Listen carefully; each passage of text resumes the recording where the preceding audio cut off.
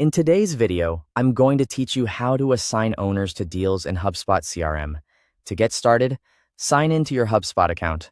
Make sure you're using the correct account and that you have permission to view and edit deal records. Once you're logged in, you'll be ready to navigate to the area where your sales pipeline is managed. From the main HubSpot dashboard, open the CRM section. This is where HubSpot organizes your customer-facing records, including contacts, companies, tickets, and of course, deals. If you're new to the platform, take a moment to notice the main navigation so it feels easier to return here in the future. Next, select Deals. This will take you to the Deals Index page, where you can see all your current deal records. Depending on how your account is set up, you may see different pipeline views, filters, or saved layouts. If needed, use the search bar or filters to quickly find the deal you want to update.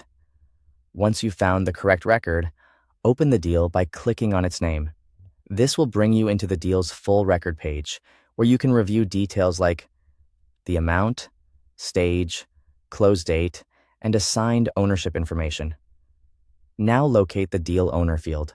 This field is usually found among the deal properties and is used to identify the person responsible for managing that opportunity.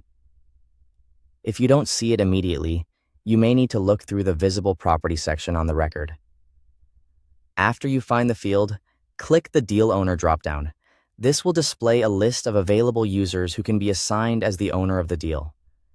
The exact list may vary depending on your HubSpot users and permission settings. Select the owner you want to assign. Be sure to choose the correct person, since this affects reporting, visibility, and sales accountability. Assigning the right owner also helps your team stay organized and ensures follow-up actions are directed to the proper person. Once the correct owner is selected, save the deal.